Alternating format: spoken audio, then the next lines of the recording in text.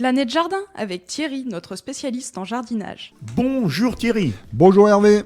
Nous allons aborder dans cette chronique les récoltes et le micro-habitat.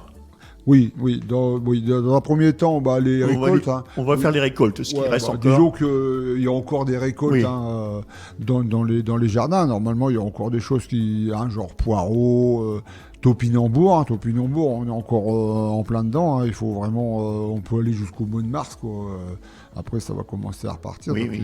Il faut cueillir tout ça avant que nos petits amis à quatre pattes ils nous mangent tout. Parce que là, les surmulots, tout ça, ils aiment, quoi. On n'oublie pas aussi Thierry, je suppose qu'il doit rester encore quelques mâches et quelques radis noirs. Ah oui, ça, aucun souci. Si on n'a pas été trop gourmand avant, il en reste encore sur les lignes. En sachant que la mâche, elle, le gel, tout ça, elle se remet très bien. Mais les radis noirs, il faut quand même au moins les pailler, tout ça, pour bien arriver à les garder le plus longtemps possible. Mais c'est vrai que c'est super bon. Donc moi, c'est vrai que j'en ai encore quelques-uns. Et les mâches, j'en ai encore une tournée qui suit, quoi. Autrement, il y a aussi encore les racines d'endive à forcer. Ça, c'est toujours possible. Ou à l'abri. Oui, parce que je sais que toi, tu les mets dans tes placards. Ouais, voilà, c'est ça. Bon, là, cette année, je n'ai pas fait, mais autrement, on a fait dans les placards et ça marche très bien. Ou derrière la chaudière, ça marche très très bien. Donc voilà. Après, il y a certainement encore d'autres petits légumes, mais déjà de récupérer encore des légumes à cette époque, c'est quand même bien. C'est pour ça qu'il faut essayer d'aller le plus loin possible dans la saison à chaque fois. Donc ensuite, je voulais parler un petit peu des micro-habitats. On a toujours parlé des hôtels à insectes, ça. Bon, ça c'est très bien, les hôtels à insectes, il en faut pour la biodiversité insectes. Il faut qu'ils nous aident au jardin, c'est nos auxiliaires, donc c'est important. Dis-moi Thierry, il y a aussi d'autres auxiliaires. Oui, par exemple le hérisson, qui est vraiment un animal qui est indispensable au jardin, même si on dit souvent qu'il va nous manger les œufs des poules. Bon, c'est vrai que s'il arrive à trouver le passage, il va y aller. Et souvent, il est planqué sous la paille, les œufs ils disparaissent. Mais bon, c'est donnant-donnant, on dira. Ouais, il n'y a pas que ce côté-là. Et c'est aussi un grand consommateur d'escargots, de limaces. Donc voilà. Donc il faut préserver le hérisson. Il faut qu'il puisse naviguer d'un jardin à un autre. Voilà. Ça c'est important. Mais il y a aussi encore d'autres animaux comme l'orvet, les lézards. Les grenouilles, les crapauds, il y a plein d'autres petits animaux qui font partie de la biodiversité du jardin. Donc c'est important de leur faire des petits gîtes, quoi. Donc tas de bois, des petits rondins de bois empilés. Le ballot de paille, il va servir par exemple pour les orvets, les couleuvres, tout ça. Ça va se mettre dedans. Les tas de pierres, sable pour les lézards. Tas de feuilles, le hérisson il va venir taper dedans pour pouvoir faire son petit hiver bien au chaud. Donc il faut vraiment préserver un petit peu des petits endroits du jardin, réservés à ça, au pied d'un arbre, au pied d'une haie. Donc ça c'est important. C'est important de travailler avec eux aussi en plus des insectes. Donc voilà, ça c'est une chose. Et je voulais aussi un petit peu reparler, un petit cas de conscience avec les mangeoires à oiseaux. Oui. Parce que souvent, je fais un peu la promotion des mangeoires à oiseaux. D'abord, j'en fais beaucoup dans mes ateliers. Mais je me suis aperçu d'une chose, et on m'en a aussi parlé, c'est que souvent, près des mangeoires à oiseaux, alors donc on met les graines, tout ça, donc dès qu'il fait froid, faut y aller tous les jours. Tous les jours, il faut remettre des graines parce que c'est important pour pas casser le truc. Sauf celles avec des boules de graisse. Voilà. Ça, on surveille. Quand il n'y en a plus, on en remet. Voilà. Mais la problématique qu'il y a, c'est que souvent, non loin de la mangeoire, qu'est-ce qu'on voit? Un tas de plumes.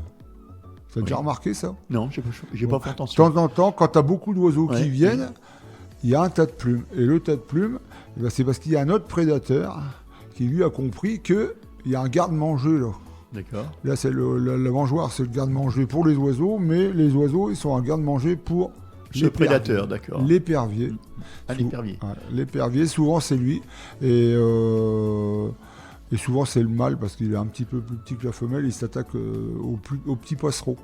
Et il sait que là, il y a à tel moment, il y a un paquet d'oiseaux qui sont là. Et donc, de temps en temps, on en voit par terre qui sont mangés. Et en fin de compte, le fait de les amener à cette mangeoire, des fois c'est bien, puis c'est pas bien.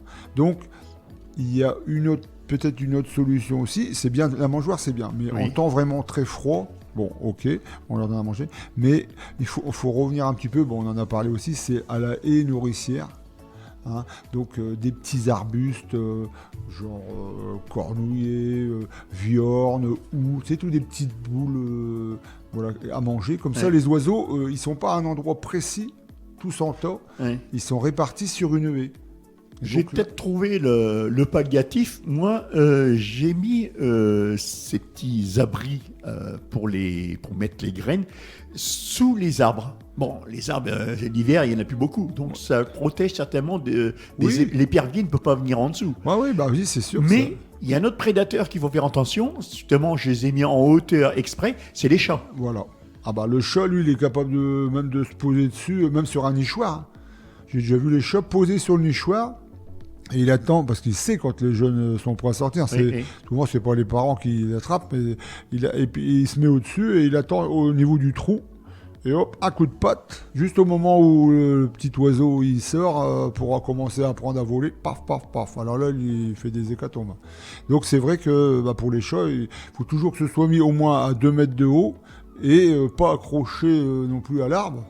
Donc parce que s'il y a accès, pas de problème. Il y a autre chose aussi qu'il faut faire attention lorsque on utilise ces micro-habitats, entre parenthèses, on met des graines, c'est quand il pleut. Il pleut, il gèle, et les oiseaux n'ont plus à manger parce que les graines sont gelées dans l'eau. Donc là aussi, c'est à surveiller. Et les bacs à eau aussi, c'est à surveiller parce que quand ils gèlent, l'eau elle est gelée, ils n'ont plus à boire. À manger, c'est une chose, à boire, c'est important, comme pour n'importe quel animal ou humain. D'abord, c'est vraiment important de bien veiller à tout ça et de veiller éventuellement de mettre, comme je disais, des petits arbustes, divers petits arbustes, où l'hiver, il y a encore des petits fruits, comme là par exemple le lierre. Le lierre, c'est très très bon ça pour les oiseaux, par exemple les pigeons rabiers, ils adorent. Hein. Après le gui. Bon, le gui, il n'y a pas d'à d'en mettre, ça vient tout seul. Les boules de gui, les boules de gui, ils adorent. Hein. Donc c'est plein de vitamines pour eux, donc c'est pour ça c'est toute cette biodiversité végétale, elle est importante, quoi. Tu me donnes le conseil du jour, Thierry? Oui, donc là, ça sera... ça n'a rien à voir avec ce qu'on vient de parler, mais par exemple sur les scaroles, les pains de sucre. Bon, moi j'emploie des pains de sucre, mais les scaroles, d'autres chicorées scaroles éventuellement, c'est d'enlever toutes les feuilles qui sont un petit peu malades autour. Parce qu'en fin de compte, ils vont continuer. Bon, on peut le faire déjà depuis un petit moment, mais ils vont continuer à s'abîmer et ils vont pourrir. En fin de compte, ils vont pourrir le reste. Un peu comme les endives. Voilà, c'est ça. Mais donc là, on va bien les découronner, garder que ce qui est bon pour qu'ils continuent à grossir. Ou même pour les laitues d'hiver, c'est la même chose, quoi. Thierry, avant de fermer cette chronique, tu peux me dire où est-ce que l'on peut te rencontrer au Jardin des Partages? Oui, à Guiscard, sentier du Tour de Ville. C'est situé, en fin de compte, la petite ruelle située en face l'entrée de l'ancienne maison de retraite, route de Fréniche. Et on peut te contacter comment? Avec ton téléphone? Oui, disons par téléphone, hein, donc 06 47 25 26 91. Et autrement par mail éventuellement thierry.letupe, LETUPE, @orange.fr. Et on peut te rencontrer quel jour là-bas au Jardin des Partages? Disons qu'actuellement, je veux dire que j'y suis tout le temps, parce que j'ai mes locataires, mes poules qui ont besoin de moi matin et soir. Mais autrement, le lundi matin, le mercredi toute la journée, le samedi matin. Donc là, c'est plus sûr de te rendre, te voir. Là. Mais un petit coup de téléphone avant pour rassurer. Tu rappelles ton numéro de téléphone? Oui, donc le 06 47 25 26 91. Voilà Thierry, je te souhaite un bon week-end. Merci, au revoir les auditeurs.